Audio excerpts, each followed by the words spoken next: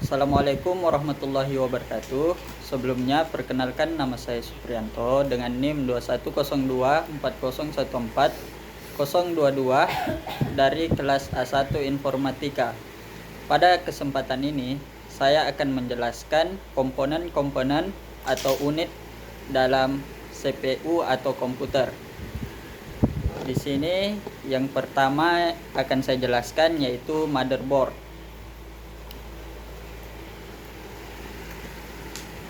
Adapun penjelasan dari motherboard, yaitu motherboard adalah papan sirkuit utama dalam sebuah komputer yang menjadi tulang punggung untuk menghubungkan semua komponen penting.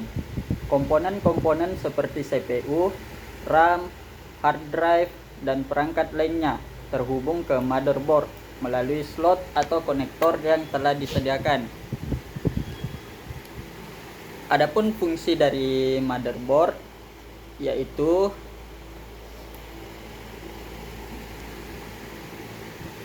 penghubung komponen.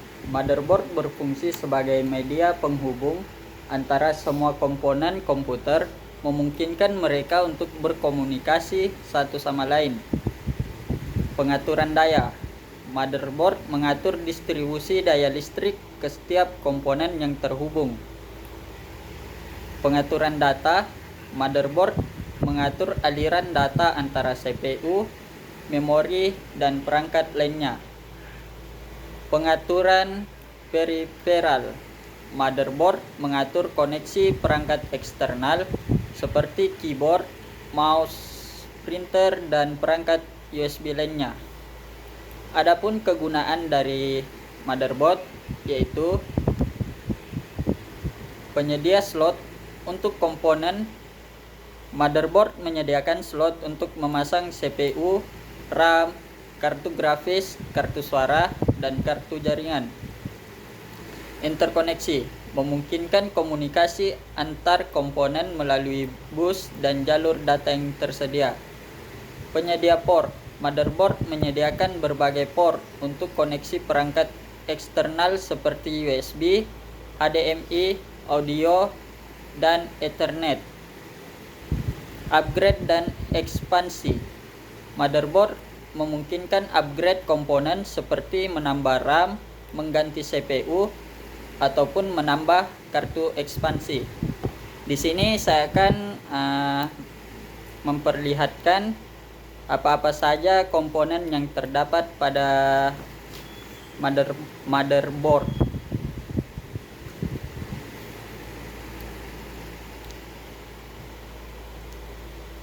Di sini kita bisa lihat yang ini adalah CPU socket.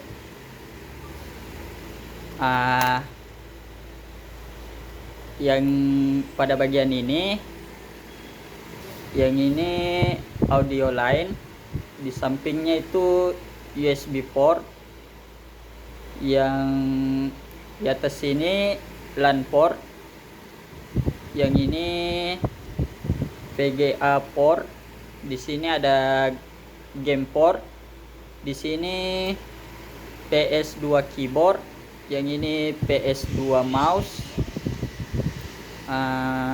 terus yang ini slot memori, terus yang ini power connector. Selanjutnya komponen kedua yang akan saya jelaskan yaitu power supply.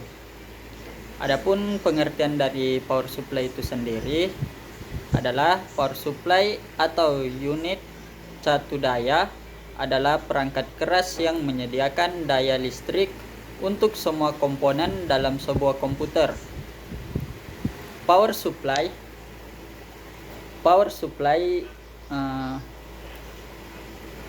mengubah arus listrik dari sumber eksternal, biasanya arus AC dari stop kontak listrik, menjadi arus DC yang digunakan oleh komponen komputer. Adapun fungsi dari power supply ini yaitu Yang pertama, konversi daya. Power supply mengubah arus AC atau alternating current dari sebuah listrik menjadi arus DC atau direct current yang stabil yang dibutuhkan oleh komponen komputer. Yang kedua itu distribusi daya. Power supply mendistribusikan daya ke berbagai komponen komputer seperti motherboard, CPU, kartu grafis, hard drive, dan perangkat lainnya. Ketiga, perlindungan.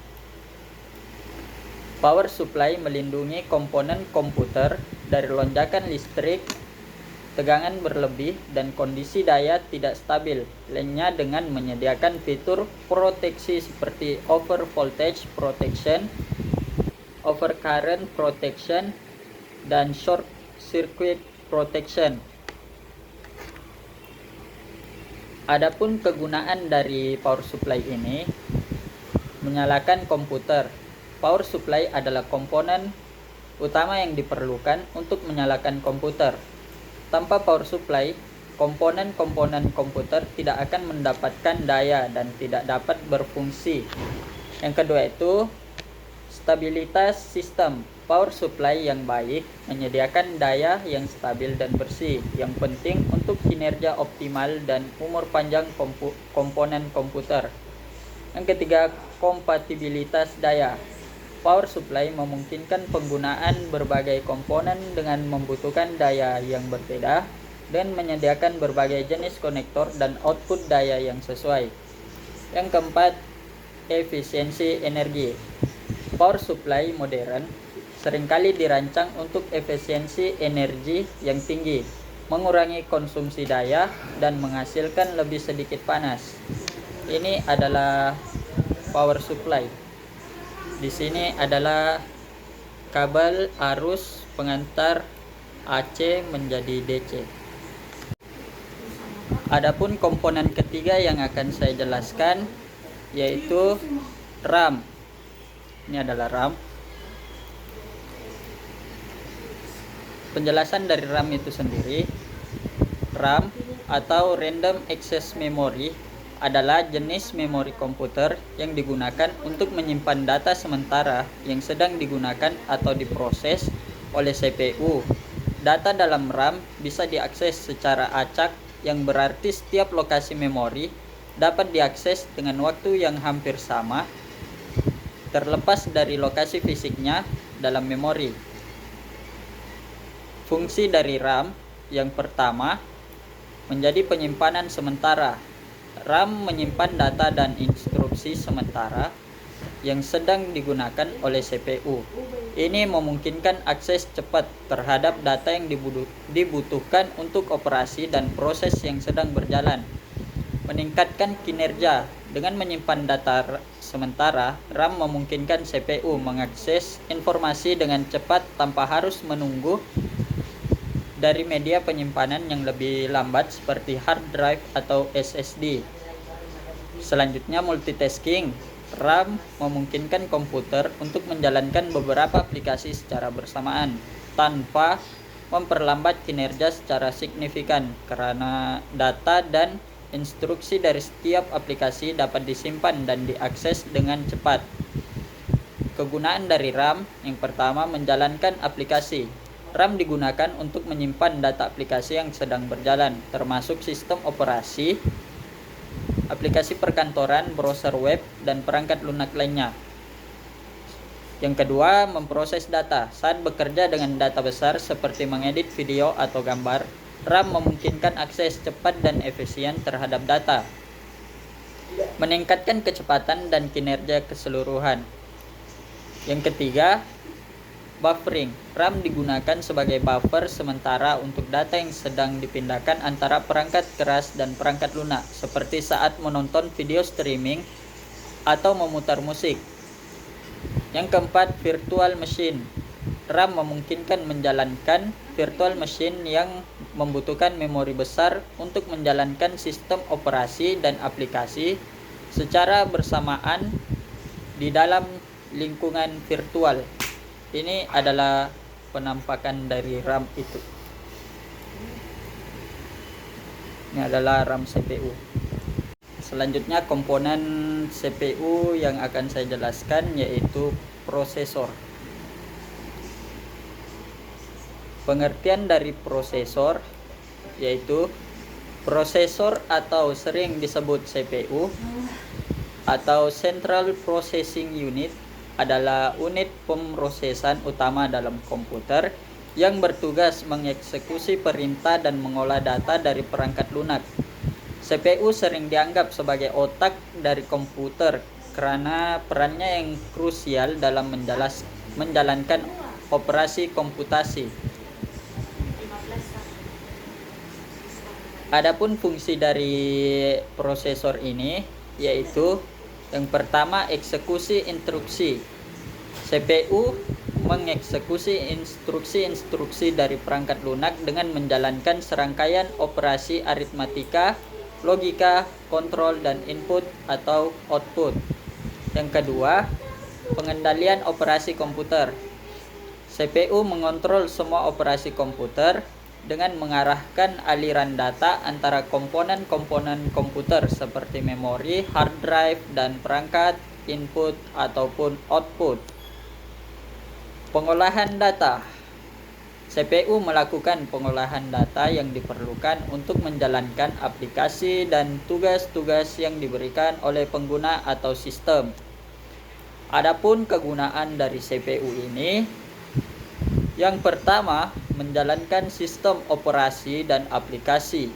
CPU bertanggung jawab menjalankan sistem operasi dan semua aplikasi yang digunakan oleh komputer, mulai dari program perkantoran, permainan, hingga perangkat lunak khusus. Yang kedua, kalkulasi dan proses data.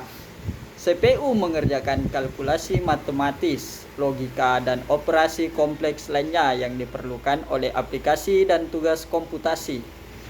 Yang ketiga, multitasking. CPU memungkinkan komputer menjalankan banyak tugas secara bersamaan melalui teknik multitasking dan multiprocessing, sehingga pengguna dapat menjalankan beberapa aplikasi sekaligus tanpa gangguan.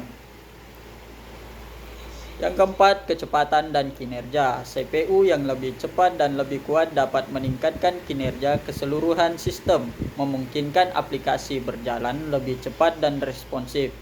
Kelima, virtualisasi. CPU mendukung teknologi virtualisasi yang memungkinkan menjalankan beberapa sistem operasi pada satu mesin fisik, berguna untuk pengujian, pengembangan, dan aplikasi server. Ini adalah penampakan CPU.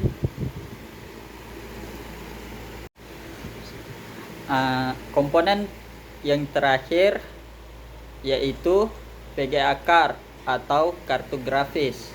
Penjelasan dari VGA card adalah komponen komputer yang bertanggung jawab untuk menghasilkan dan menampilkan gambar di layar monitor. VGA atau Video Graphics Array adalah salah satu jenis kartu grafis yang pertama kali diperkenalkan oleh IBM pada tahun 1987.